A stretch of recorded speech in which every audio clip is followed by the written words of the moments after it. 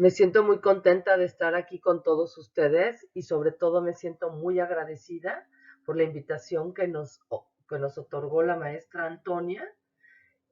Y en esta ocasión les vamos a hablar de un buen artículo para publicar. Este trabajo fue realizado por una servidora, Lorencilla de Rivera, bajo la supervisión de la doctora María Soledad Ramírez Montoya. Nosotros vivimos en Monterrey, México, y pertenecemos al Tecnológico de Monterrey. Y estamos muy contentas de esta vez estar con ustedes impartiendo esta presentación.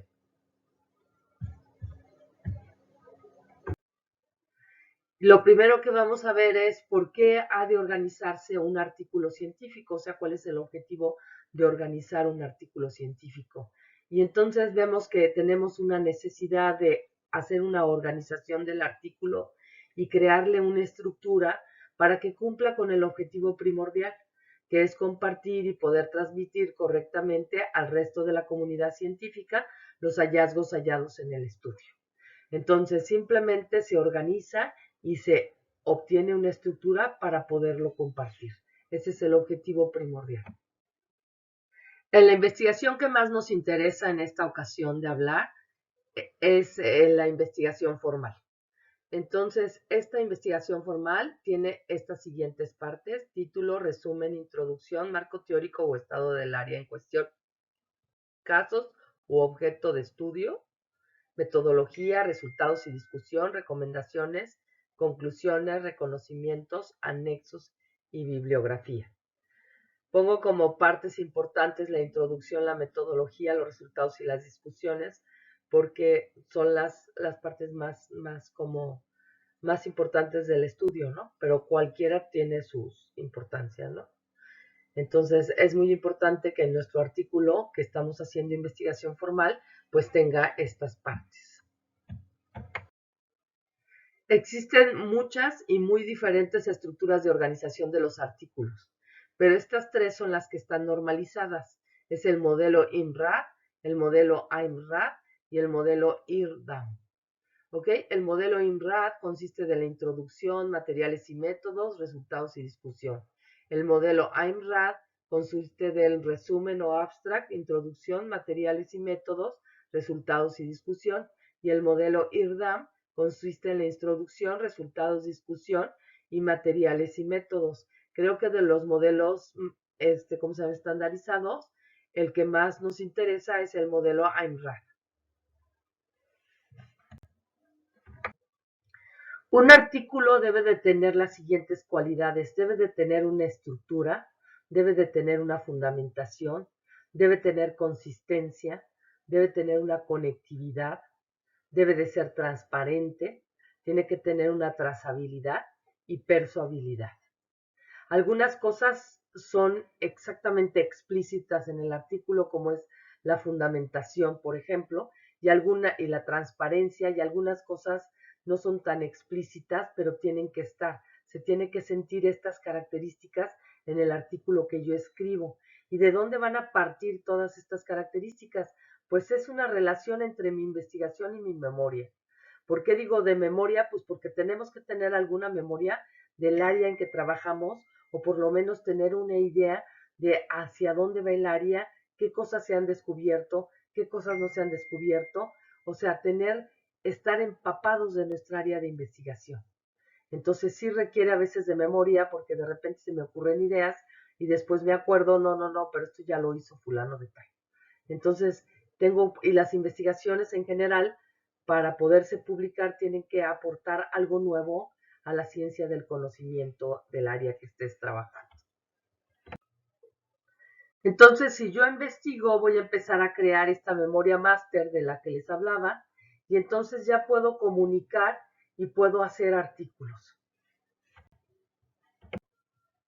Y depende de estas características que ya vimos y la estructura que le dé el artículo, voy a tener la calidad en los trabajos académicos. O sea, no todas las publicaciones tienen la misma calidad, no todas tienen la misma consistencia, pero si quiero formarme como investigadora, pues sí tengo que tener muy buena fundamentación y muy buena consistencia.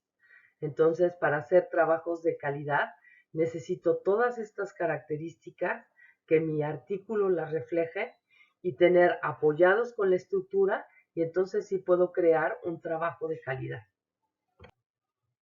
Pues sí, y ahora nos interesa saber pues qué significa cada una de estas cosas, ¿no?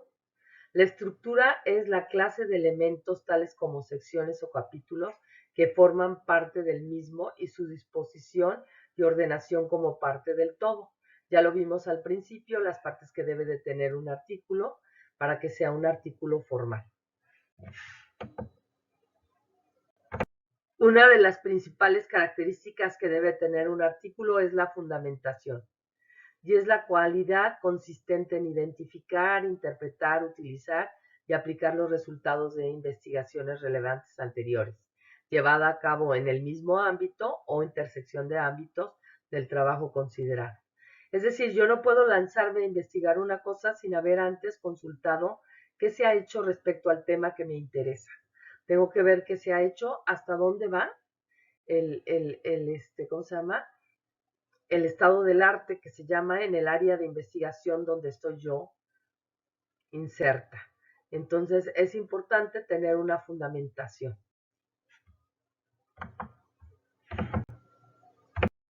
La consistencia es muy importante porque refleja la fuerza de mi trabajo, cuando es la cualidad que exhibe el trabajo académico cuando carece de contradicciones. No puedo decir en una parte del artículo una cosa y en otra parte decir que eso no es cierto o decir que eso no está. Tengo que ser congruente con mis ideas y mis ideas las tengo que apoyar con experimentación, o con observación o con cualquier tipo de las investigaciones que existen, ¿no? De las formas de investigar que existen. Entonces la consistencia es muy importante. Es muy importante formarnos como investigadores consistentes. La conectividad es una cualidad que exhibe mi trabajo académico cuando todas las secciones del mismo están unidas, de forma que cada sección implica la que sigue y cada sección es una respuesta a la anterior. O sea, tengo que ir dando respuesta a lo que voy trabajando conforme va avanzando mi artículo, y además cada sección debe de introducir a la sección que sigue. Tiene que haber una conectividad, tiene que estar conectado a mi artículo. No es escribir ideas como desparpajadas, ¿no? La transparencia es cuando todas las frases y procedimientos, tanto de la toma de datos como el tratamiento, su tratamiento posterior, se hacen explícitos.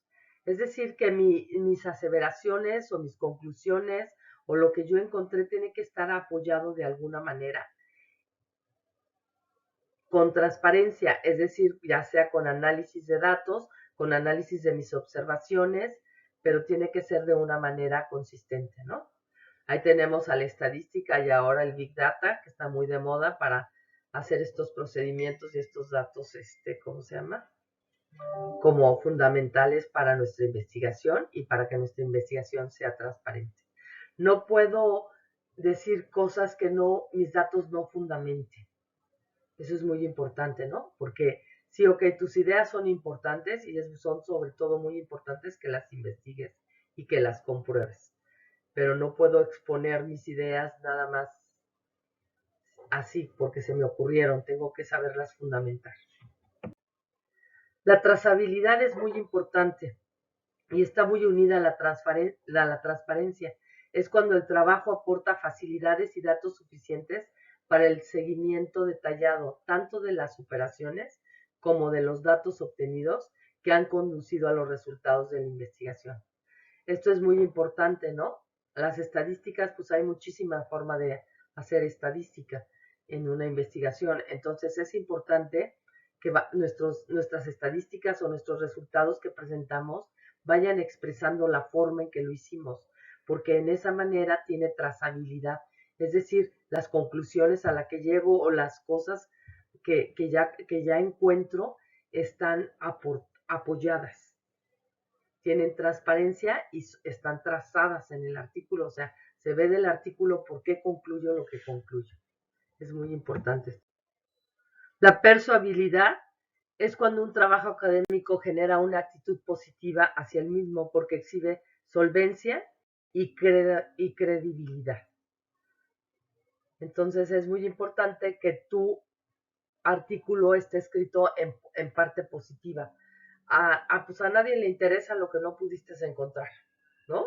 O lo que no pudiste inferir de tus datos. A todo mundo nos interesa el progreso, o sea, cómo avanzamos. Entonces es muy importante que tu comunicación sea en positividad y además que tenga solvencia, es decir, que se vaya viendo como toda tu investigación da lugar a las conclusiones que tú estás aportando. Y entonces eres una persona que en investigación se dice es una persona muy solvente y muy creíble, muy creíble. O sea, lo que te dice esa persona en general cuando habla ya lo ha investigado. Los buenos investigadores o los fuertes investigadores no te dicen nada que no hayan investigado. Y son personas que fácilmente te pueden decir, fíjate que no sé, tendría que investigarlo para decirte que sí es así.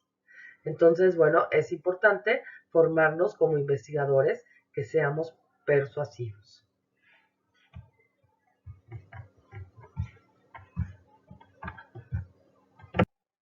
Una de las partes más importantes del artículo es el título y tiene que seguir unas características especiales. Hay que hacer mucho hincapié en la correcta redacción de esto, puesto que el lector debe comprender perfectamente lo que se trata en el artículo solamente con su lectura.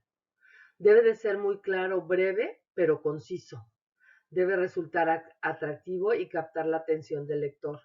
Nunca debe de incorporar ni siglas ni abreviaciones, o sea, acrónimos y esas cosas no deben de estar en el título.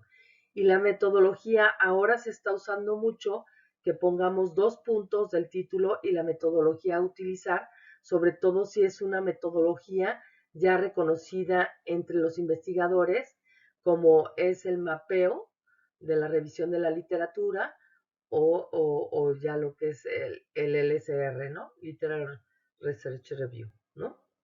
Entonces, bueno, pues en ese sentido son metodologías que ya están, que ya se conocen en el ámbito donde estamos trabajando y entonces hay que ponerle los puntos y la metodología, ¿no? Muy bien.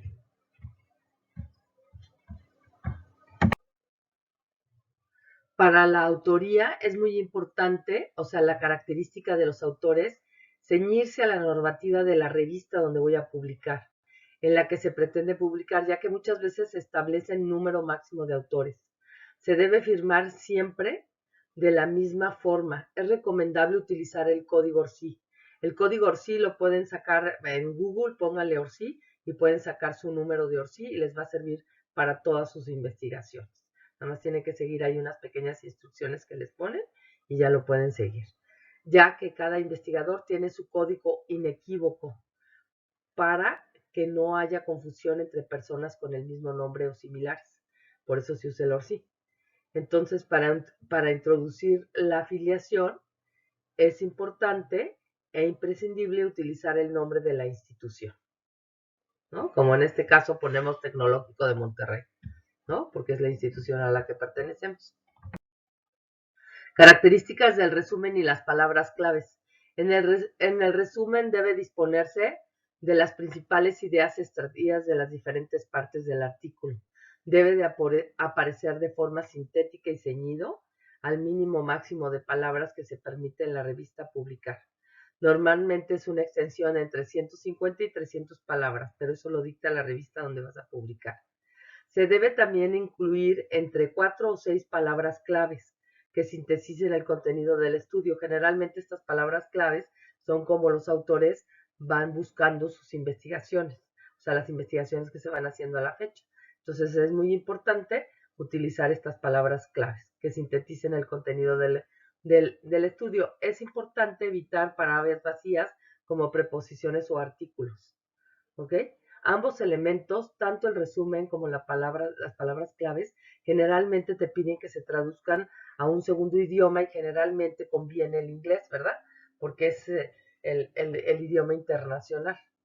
Entonces es importante también que tus artículos tengan difusión internacional. Es muy importante también explicar las características de los materiales y métodos.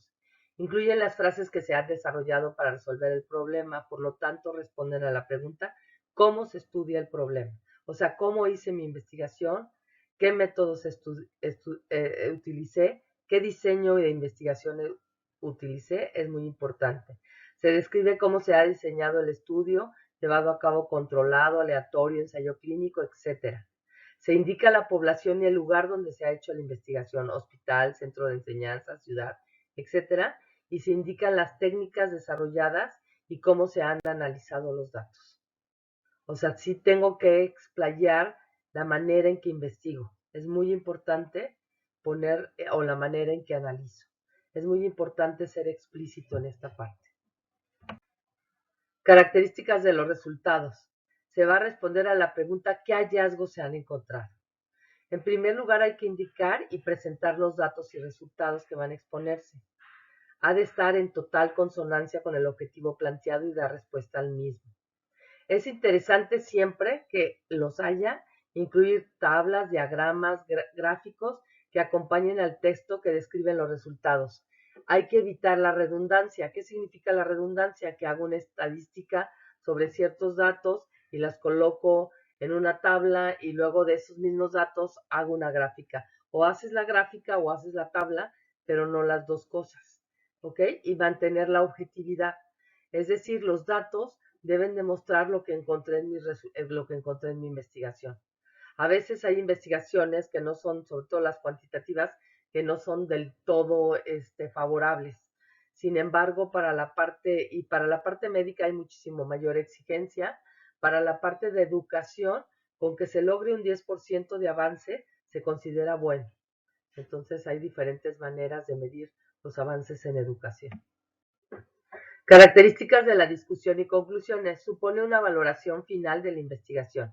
En este aspecto se responde a la pregunta ¿qué significan los hallazgos? Se interpretan los resultados obtenidos y se relacionan con los hallazgos que habían antes de desarrollar el estudio. En este apartado sí hay un juicio subjetivo. Estos datos evidencian que a partir de ello se constata que, etcétera, etcétera, ¿no? Es interesante incluir una síntesis del estudio, evidenciándola con los datos obtenidos a modo de conclusión. Es decir, que puedo repetir los principales hallazgos que haya obtenido y mencionar los datos con los cuales justifico este hallazgo, ¿no? También puedo hacer referencia a que este artículo ha superado el artículo de otras personas porque se había llegado a esto, pero ahora con mi investigación ya pudimos avanzar y encontrar ciertas evidencias de algo mejor, ¿ok? Entonces es importante esta parte, muy importante. Características de los reconocimientos, mencionar a aquellas personas que hayan colaborado en el estudio.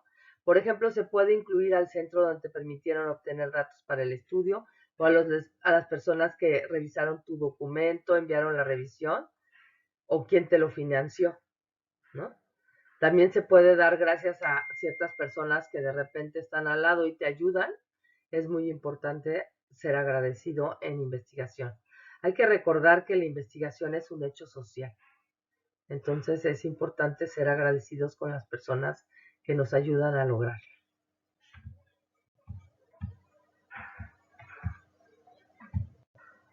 Bibliográficas. Es indispensable dar soporte al estudio con citas bibliográficas que irán en el apartado final de la bibliografía.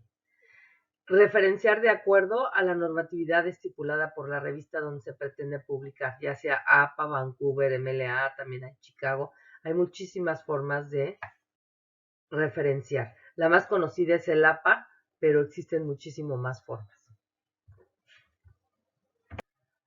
Mis principales referencias son de la revista Comunicar, ahí les puse el link, ¿no? También de la biblioteca de la Universidad de Extremadura, saqué algunas.